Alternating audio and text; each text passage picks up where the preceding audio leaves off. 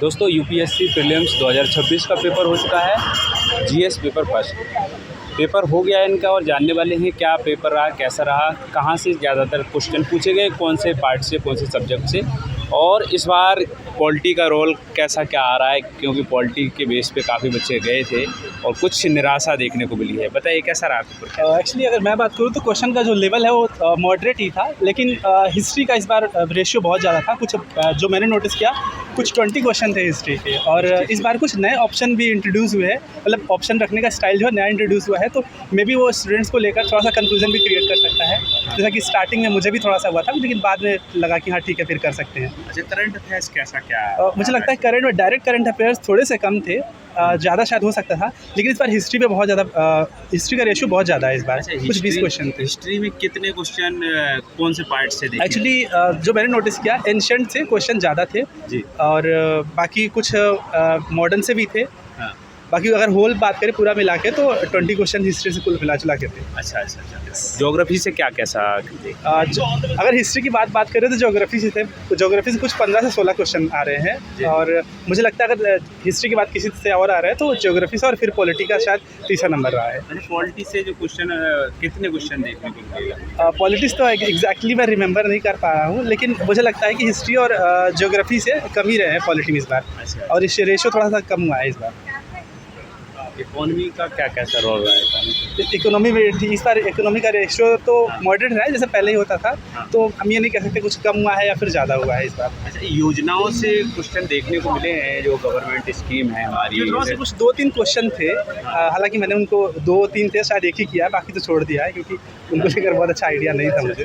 अच्छा, कितने क्वेश्चन करने लायक लग रहे थे कि हम अटेम्प्ट वैसे कर तो सकते हैं? मैंने 68 क्वेश्चन अटेम्प्ट किए जी। हैं। अभी देखते हैं कि जाके चेक करना पड़ेगा कि सही इसमें कितने हैं। अच्छा। शायद मुझे लगता है कि हो सकता है उसमें 55 तो सही होंगे ही।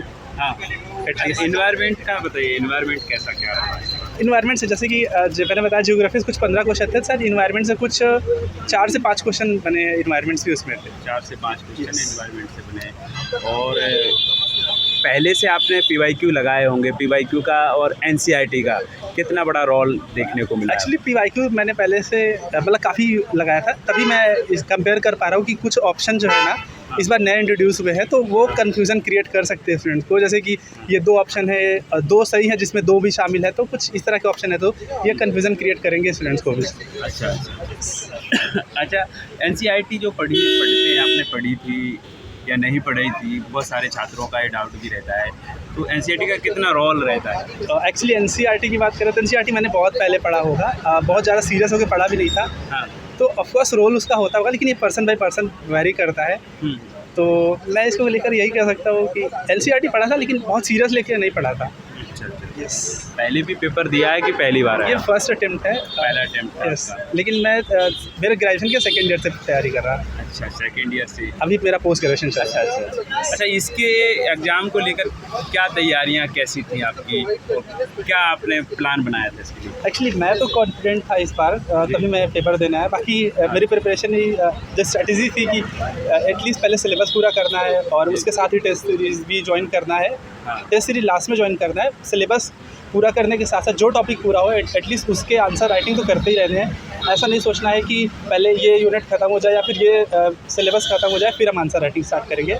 वो बहुत बल्कि हो जाता है, और फिर बाद में करने का मन भी नहीं करता है। अगर थोड़ा थोड़ा करते हैं तो हमें कॉन्फिडेंट भी आता रहता है कि हम कुछ तो कर रहे हैं और कुछ तो आउटकम आ रहा है। अच्छा, मॉक आप लगा रहे होंगे, तो मॉक और रियल पेपर में कितना अंतर देखने को मिला? वही मैं वो उस पर आने ही वाला था। जो मॉक की अगर बात करें तो मुझे लगता है कि टेस्ट सीरीज के क्वेश्चन काफ़ी टफ होते हैं इसके कंपैरिजन में। हाँ। बल्कि मैं मेरी स्क्राइब से बोल भी रहा था हाँ। कि टेस्ट सीरीज के जो क्वेश्चन है वो काफ़ी टफ होते हैं, जो रियल यूपीएससी का क्वेश्चन होता है। मतलब मैं जो मैंने लगाया था मैं उसकी बात कर रहा हूँ। अच्छा, आप क्या कहना चाहेंगे मैम? मेरा एक्सपीरियंस ऐसे अर्शद के साथ एग्ज़ाम लिख के काफ़ी अच्छा रहा। मतलब मैंने भी काफ़ी एनालाइज़ किया यूपीएससी के पेपर्स को, तो मुझे भी लगता है कि जितना मैंने देखा है यूपीएससी के पैटर्न को, तो इस बार मेरे को ऐसा लग रहा है कि एक नया पैटर्न यूपीएससी के ऑप्शंस में देखने को मिल रहा है। जैसे पहले ऐसा पूछा जाता था कि how many options are correct, कि कितने सही है। अभी उन ऑप्शंस में थोड़ा पैटर्न चेंज हुआ है कि कितने ऑप्शन सही हैं, उसमें भी मिक्सचर कर दिया गया है कि इसमें सेकंड भी हम सही मानेंगे, थर्ड भी सही मानेंगे। तो हो सकता है कि ये 2-3 साल तक और चले, तो हो सकता है इससे थोड़ा टफनेस का लेवल और बढ़ जाए। हिस्ट्री के क्वेश्चन सच में ज़्यादा थे 20 के अराउंड, और पॉलिटी का जो सेक्शन था वो मॉडरेट के ही आसपास था कि पॉलिटी के क्वेश्चंस किए जा सकते थे, और उसमें ही नए पैटर्न्स का इंट्रोड्यूस ज़्यादा देखा, मतलब इंट्रोडक्शन ज़्यादा हुआ है नए पैटर्न का। हिस्ट्री में जो उतार चढ़ाव देखने को मिलता है, एक नया बूम इस बार 20 क्वेश्चन बहुत काफ़ी ज़्यादा होते हैं, तो सारे के सारे हमारे इंसिडेंट से थे कि तीनों पार्ट से देखने को मिल रहे थे, पता है? एंशंट से थोड़े क्वेश्चन ज़्यादा थे, बाकी फिर उसके बाद में मॉडर्न से थे, और मिडिवल से क्वेश्चन लगभग नहीं के बराबर ही थे, शायद एक आंक रहे हो तो। अच्छा, आपकी तैयारी में कोचिंग या खुद सेल्फ स्टडी का कितना रोल है आपको? एक्चुअली मैं दृष्टि IAS से कोचिंग कर रहा है, तो मुझे लगता है कि दृष्टि IAS का कंटेंट काफ़ी ठीक है, तो वहाँ से काफ़ी हेल्प मिली। बाकी मैं दीपस्तंभ मनोबल से एसोसिएटेड हूँ, तो वहाँ से मेंटरशिप मिल जाती है, बहुत वेल क्वालिफाइड लोग हैं, तो वहाँ से भी काफ़ी हेल्प मिल जाती है। अच्छा।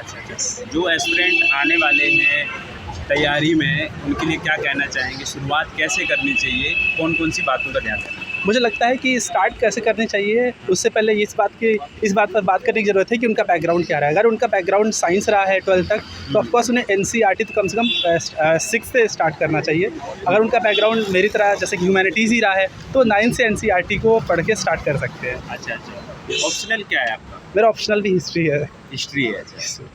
तो इसके लिए आप कैसे तैयार कर रहे हैं? एक्चुअली मेरा ऑप्शनल हिस्ट्री है, मेरा हिस्ट्री भी ठीक कमांड भी है, तो बाकी अभी तो मैंने मणिकांत सिंह के नोट्स पढ़े हुए हैं, और फिर मेरा 5 साल का बैकग्राउंड भी रहा है हिस्ट्री में, तो मैं एक्सपेक्ट कर सकता हूँ। ग्रेजुएशन आपका है? हाँ, मैं किरोड़ीमल से ग्रेजुएट हूँ हिस्ट्री में, और post graduation department of history, university of Delhi. अच्छा। मैम, आप क्या कर रहे हैं साथ में? आप एक्चुअली मैं मिरांडा हाउस से ग्रेजुएट हूँ, तो अभी मैं वही तैयारी में ही लगी हूँ। मैंने भी स्टार्ट करी है तैयारी, तो मैंने सोचा कि एग्ज़ाम लिख देती हूँ, अर्शद के साथ जान पहचान थी, तो इसको स्क्राइब की ज़रूरत थी, तो मैं सोच रही थी कि यहीं से एक्सपीरियंस गेन हो जाएगा, तो अच्छा लगा एग्ज़ाम देके। 27 में आप भी एग्जाम देने वाले? सोच रही हूँ, अभी कुछ फाइनल नहीं है। अच्छा, आप क्या कहना चाहेंगे तमाम जितनी भी गर्ल्स हैं उनके लिए, और एस्पिरेंट उनके लिए क्या बोलना चाहेंगे? मेरा तो यही मानना है कि ये तैयारी काफ़ी मतलब लॉन्ग है, और इसमें काफ़ी ज़्यादा धैर्य की ज़रूरत है, तो सबसे पहले तो वही बना के रखना पड़ेगा, और हमको सोच के चलना पड़ेगा कि ये एक टफ़ जर्नी है,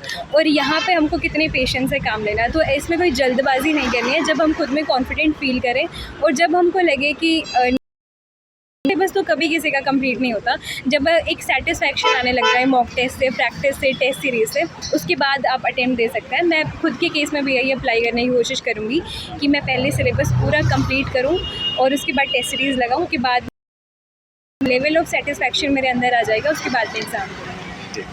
थैंक यू सर।